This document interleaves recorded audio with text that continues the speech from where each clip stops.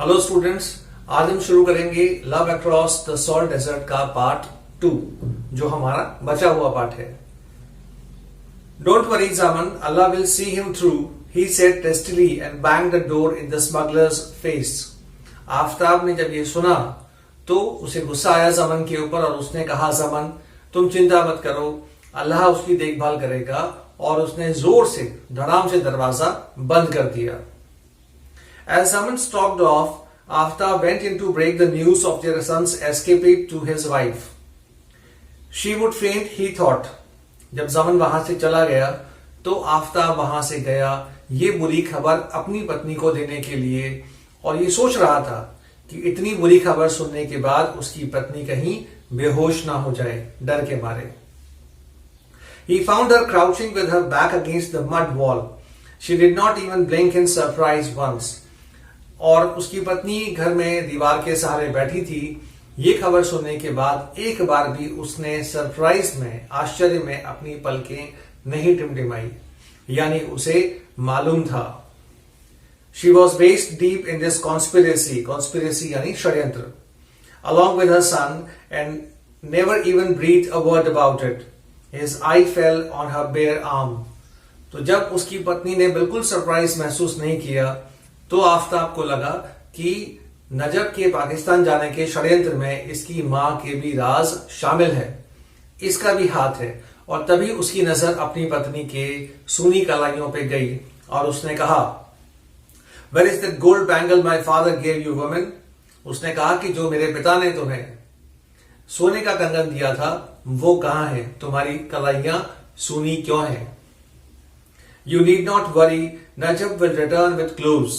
तो मां ने बड़े कॉन्फिडेंटली कहा कि तुम उसकी चिंता मत करो, नजब लॉन्ग लेके वापस आएगा। The long striding Allah Rakha kept a brisk walk. A strong south wind drove the tang of the Kori Creek hack into Najab's nostrils.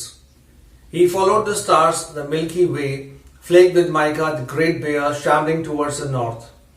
वहां दूसरी तरफ अल्लाह रखा तेजी से आगे बढ़ता रहा और दक्षिण से आने वाली हवाएं, जो रेगिस्तानी हवाएं थी, वो नजब महसूस कर रहा था। उसने रात के अंधेरे में सप्तऋषि मंडल तारों की सहायता से वो नॉर्थ की तरफ आगे बढ़ता गया। Before dawn, he had reached his destination, for a sandy elevation palisaded with the bones of dead animals told him that he had arrived at Sarbela, over 20 miles from Kala Dungar. और सूर्योदय होने से पहले वो एक ऐसी जगह पहुंच गया जहां मरे हुए जानवरों की हड्डियों का ढेर लगा हुआ था। तो वो समझ गया था कि वो अपनी मंजिल सारबेला पहुंच चुका था। सारबेला जो काला डूंगर से करीब 20 माइल्स 60 किलोमीटर के आसपास दूरी पे था। He was already beyond the international boundary. Here he rested. इस वक्त वो ऑलरेडी अंतरराष्ट्रीय बॉर्डर पार कर चुका था और यहां उसने आराम किया, नजब ने रेस्ट किया। During daylight, movement was impossible. The Indus Rangers would be looking from their bamboo watchtowers, and in the heat, everything became a mirage.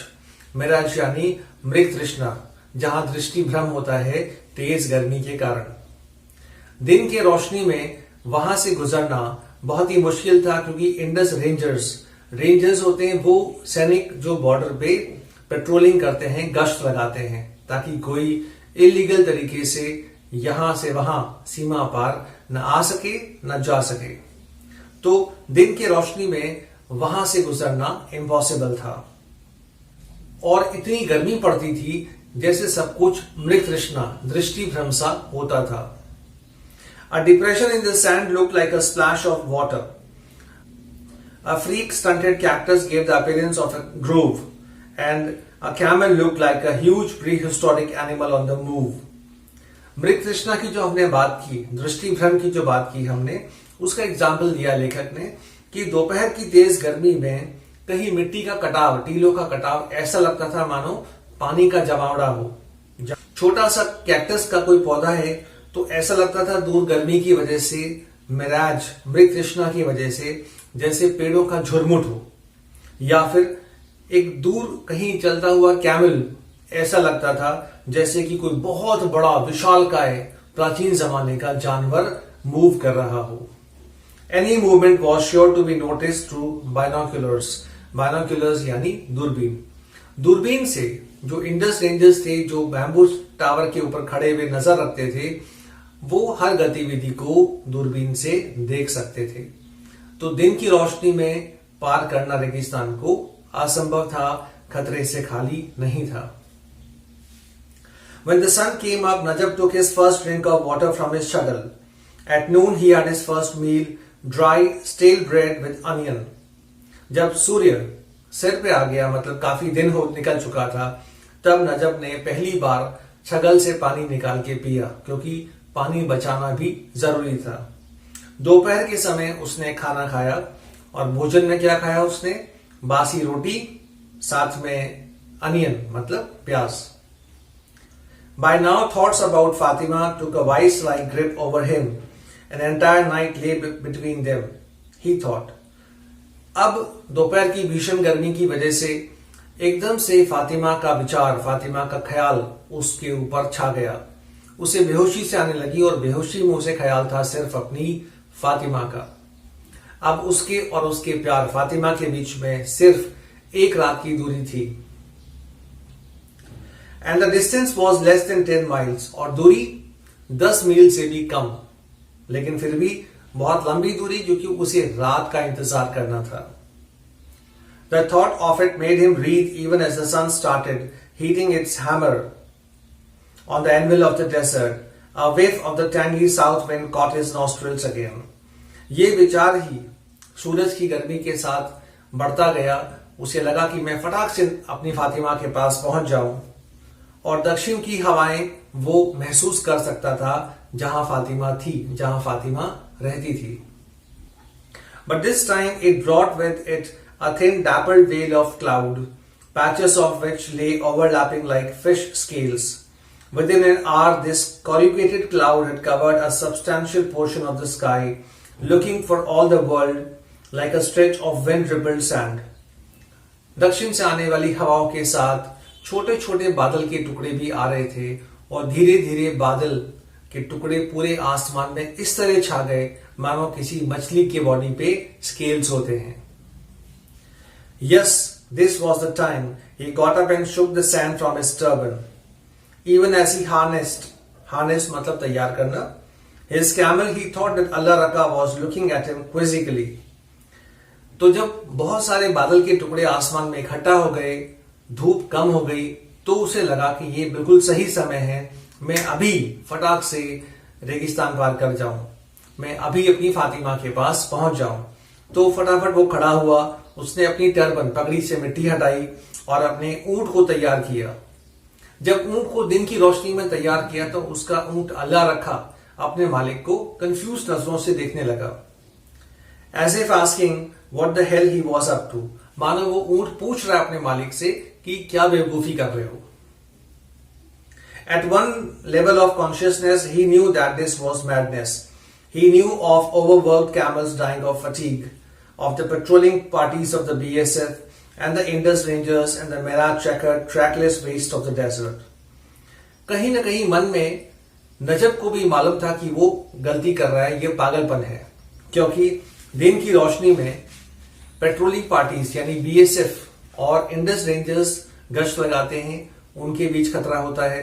इसके अलावा तेज धूप में गर्मी और थकावट की वजह से ऊंट मर जाते हैं, ये भी जोखिम है, और रेगिस्तान में दिशा भ्रम होने का, भटक जाने का भी खतरा था। But he succumbed to a rush of blood and the face of Fatima beckoned him like a mirage. लेकिन जोश में उसे ऐसा लगा मानो फातिमा का चेहरा उसे पुकार रहा है, वो रुक नहीं पाया। Najab crossed the international boundary pillar number 1066. He knew the track he had to take, bisecting the two posts of the Indus Rangers at Jagtarai and Vingur. इस वक्त नजब इंटरनेशनल बाउंड्री का पिलर नंबर 1066 पार कर चुका था, और वो ऐसी जगह पहुंच चुका था जहां से रास्ता दो तरफ बढ़ता था, एक जगतराई जाता था, दूसरा विंगूर जाता था। But he strayed ever so lightly, and from their watchtower they saw through their binoculars this sleek camel, wrapped and distorted by the heat shimmer into the lumbering Leviathan. वो बहुत धीमे धीमे से आगे बढ़ रहा था और दूर कहीं वॉच टावर से, बैम्बू वॉच टावर से जो रेंजर्स थे वो अपनी दूरबीन से देख सकते थे हल्की सी ऊंट की जो परछाई थी, जैसे कि मानो एक लंबा चौड़ा परछाई से उसकी धूप में मिट्टी पे पड़ रही थी, जैसे कि विशालकाय जानवर निकल रहा हो. An Indian slipping into their territory will tend to leave right under their noses, and that too without paying any hush money. Hush money यानी रिश्वत में दिया जाने वाला पैसा. Hush यानी खामोश, चुपके से जो पैसा देते हैं रिश्वत का, उसे कहते हैं हश मनी. तो यहाँ इंडस रेंजर्स की नाक के नीचे वो बिना उनको रिश्वत दिए चुपके से बॉर्डर पार कर रहा था. They were not going to stand for it. और ये बात अगर उन्हें मालूम पड़ जाए इंडस रेंजर्स को तो सहन नहीं कर पाएंगे वो. Najib was in a trance, now events flashing past him like figures on a screen. The mile-long chase, the firing from behind, the spent bullets flipping in the sand, and then the rising wind which churned the dust into his eyes and then rose between the hunter and the hunted. When the dust settled half an hour later, he was alone in the run. ये सब विचार उसके मन में आ रहे थे, मानो वो बेहोशी की हालत में सोच रहा था. वो सोच रहा था कि अगर इन रेंजर्स को मालूम पड़ जाए तो पीछे से बंदूक की गोलियां चलेंगी और गोलियों से बचते हुए बचेगा, और गोलियां जब मिट्टी में टकराएंगी वहां से मिट्टी उछल के उसकी आंखों में आएंगी और यहाँ शिकारी और शिकार के बीच में दौड़ शुरू हो जाएगी. ये सारी बातें वो सोच रहा था बेहोशी के आलम में और आगे बढ़ता जा रहा था. करीब आधा घंटा गुजरा और उसने देखा कि ये सब उसका ख्याल था. वो रन में अकेला था. The next few hours passed in a daze. He was mortally scared that Allah Rakha may die of fatigue. Fatigue यानी थकावट. अगले कुछ घंटे घबराहट और डर में गुजरे. उसे डर था कि कहीं थकावट की वजह से उसका ऊंट अल्लाह रखा मर ना जाए. To ease him of his burden, he now started walking beside him. Within an hour, the sail had scraped the callus from his feet and scarred them with the agonizing cramps. अपने ऊंट को ज्यादा बोझ न देने के लिए नजब ने पैदल चलना शुरू किया ऊंट के साथ साथ, और 1 घंटे में ही उसके पैरों में फफोले पड़ गए, फाले हो गए, छाले पड़ गए थे. Under a hot tense sky, the run was blazing now, throwing up while needles which hurt the eyes, and as the run palpitated, it haunted him with its mirage, pools of shadow, scooped half moons of water. 1 घंटे में ही उसे फिर से बेहोशी सा महसूस होने लगा. धूप की वजह से मृत तृष्णा, दृष्टि भ्रम होने लगा था, मानो कहीं दूर पानी का कोई कुंड हो, तालाब सा हो. Hours of wandering as if in trance, attempting to lick the receding edges of the mirage, then light thinning away. An hour or 2 later, dusk and a thin plume of smoke rising from a dung fire. Allah be praised, he was now within range. धीमे धीमे रोशनी कम होने लगी. गोधूली बेला, शाम का समय आने लगा और कहीं दूर से गोबर के उपले जलने की खुशबू रजब को महसूस हुई और उसने राहत की सांस ली. अल्लाह का शुक्रिया किया कि वो अब रेंज में है, वो अपनी मंजिल पे पहुंच चुका है, क्योंकि जहां खाना बनता है गांव में वहीं से गोबर के उपलों की गंध आती है. He waited for night to descend and then struck out, hobbling on his toes, for this desert odyssey had cost him his heels. Within an hour he was at the clove seller's door. रात होने का इंतजार किया और रात के अंधेरे में पंचों के बल उछल उछल के कूद कूद के वो फटाक से पहुंचा फातिमा के घर.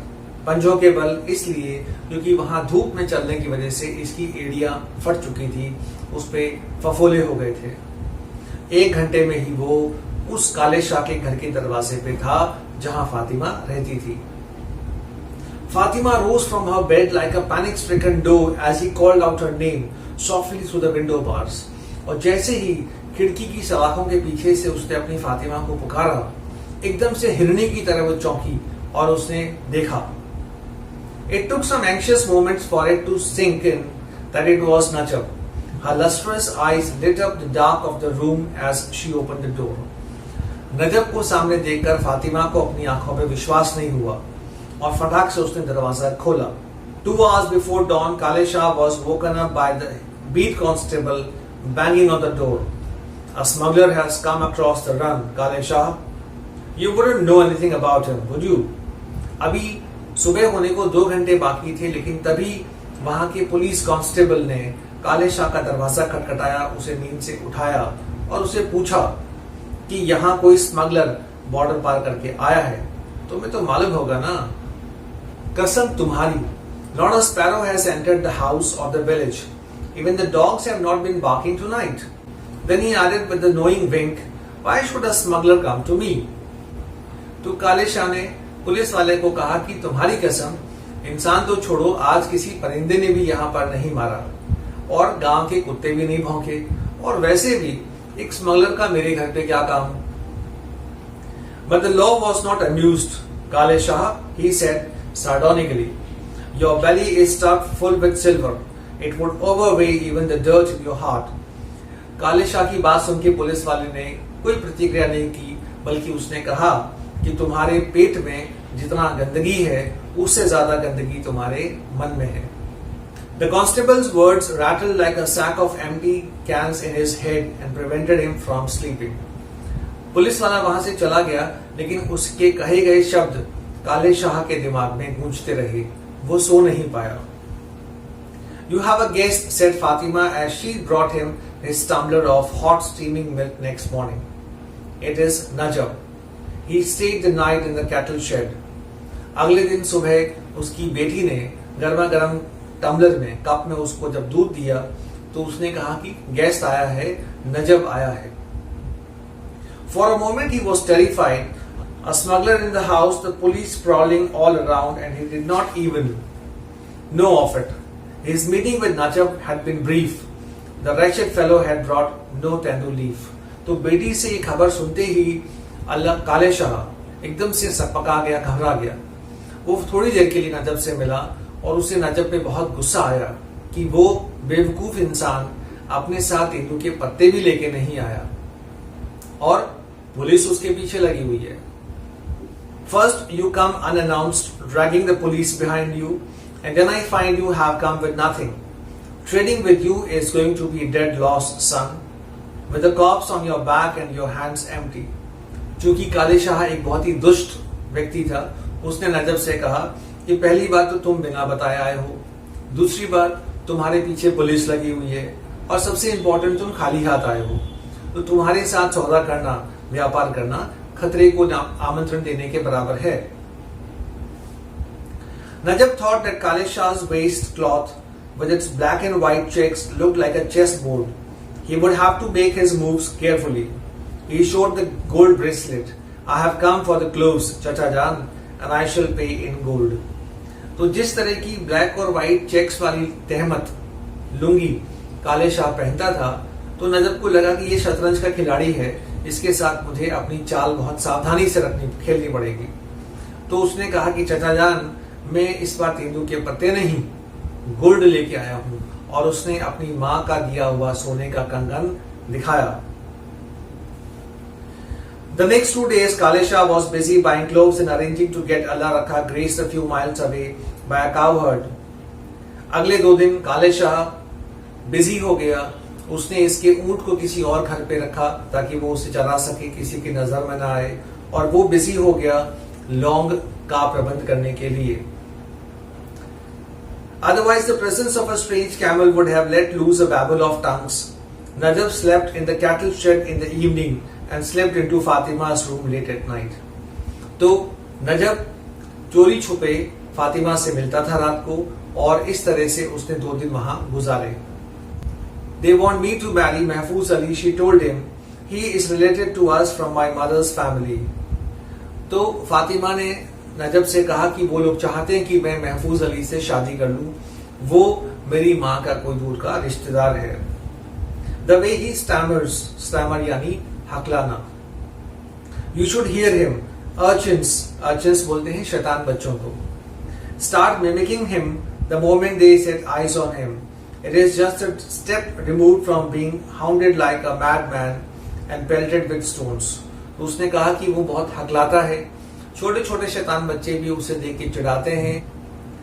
Has it never occurred to you to take a ride on Allah Rakha across the run? She had kept silent, and silence was assent. Assent यानी सहमति. It was as simple as that. तभी नजब ने पूछा फातिमा से कि क्या तुम्हारे मन में कभी ऐसा विचार नहीं आया कि तुम अल्लाह रखा पे सवारी करो, बॉर्डर पार मेरे साथ चलो. ये सुन के फातिमा खामोश रही, और खामोशी का मतलब था कि वो सहमत थी, उसकी हाँ थी. The first lurch of the camel next evening and they were off. He had waited with his camel at the outskirts of the village and she had slipped out after her father had started snoring. अगले दिन शाम को अंधेरा होते ही वहां बहुत दूर गांव की सीमा पर अपने ऊंट के साथ नजब इंतजार कर रहा था फातिमा का, और जैसे ही काले शाह ने खर्राटे लेना शुरू किया, फातिमा चुपके से घर से निकली और पहुंच गई नजब के पास. The moment was too big for them and they did not speak. It was only in passing that she thought of the village she was leaving for good. Leaving for good मतलब हमेशा के लिए छोड़ देना. ये क्षण, ये पल उन दोनों के लिए बहुत ही भारी था, क्योंकि नजब इतना बड़ा रिस्क ले रहा था और फातिमा अपने गांव को हमेशा हमेशा के लिए छोड़ के जा रही थी. तो दोनों जने खामोश थे. As for quitting one country and entering another, she never gave it a thought. Where did one have the time for Pakistan and Hindustan when one was eloping with one's love and crossing the desert which divided both physically and symbolically the two countries? इस वक्त फातिमा के मन में सिर्फ एक ही विचार था कि वो अपने गांव को हमेशा हमेशा के लिए छोड़ के जा रही है. उसके मन में ये विचार बिल्कुल नहीं था कि ये पाकिस्तान है, मैं हिंदुस्तान जा रही हूँ. क्योंकि जब एक इंसान किसी से प्यार करता है और अपने प्यार को पाने के लिए वो देश छोड़ के जा रहा होता है, तो उसको हिंदुस्तान पाकिस्तान से कोई मतलब नहीं होता. For her it meant just a shift in dialect. Dialect मतलब वाणी, बोली. A smear of Kutchi added and a little of Sindhi sand papered away. उसके लिए सिर्फ यही मतलब था कि थोड़ी सी भाषा में चेंजेस आएंगे. सिंधी और कच्छ की भाषा को मिक्स करना पड़ेगा, थोड़ा सा सिंधी उसको छोड़ना पड़ेगा और कच्छ गुजरात की भाषा उसको हल्की सी सीखनी पड़ेगी. And the camel lurched and bumped onwards and Najab drove him hard. By the time they reached Sarbela, she was exhausted and fell asleep. Camel तेजी से वो आगे बढ़ता रहा, नजब अपने अल्लाह रखा को तेजी से वहां से भगाता रहा और थक चुकी थी रास्ते में, और फातिमा सो गई और अब वो पहुंच गए सारबेला. She woke up in the afternoon to find the sky overcast. Overcast यानी बादलों से ढका हुआ.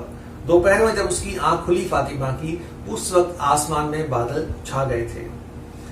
It turned ominous in the evening with depth upon depth of dark-edged nimbus gathering at the summons of a storm god. Another night they journeyed facing the wind which hurled the sand in their faces. As they neared Kabra, the thunder started rolling and reverberating across the skies. आसमान में खूब सारे बादल इकट्ठा हो चुके थे, बारिश की आने की संभावना थी और दूर कहीं पे बादलों की गड़गड़ाहट की आवाज सुनाई दे रही थी.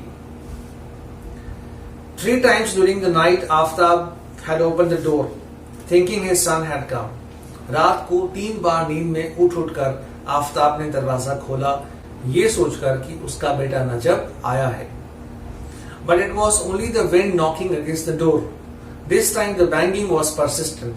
लेकिन वो तेज हवाओं के थपेड़े थे, जिस वजह से दरवाजा बार बार हिल रहा था, मानो कोई दस्तक दे रहा हो. लेकिन इस बार वो दस्तक, वो नॉकिंग की आवाज लगातार आ रही थी. When he unlatched the door, he found Allah Rakha shying away from a streak of lightning. इस बार जब बार बार दरवाजा नॉक करने की आवाज आई, तो आफ्ताब ने दरवाजा खोला तो देखा सामने अल्लाह रखा है. Huge isolated drops of rain were falling, kicking up the dust. और बड़ी बड़ी बारिश की बूंदें मिट्टी पे गिर रही थी और मिट्टी उछल रही थी. Aftab steeled himself. He would not allow any relief, any expression of joy to show on his face.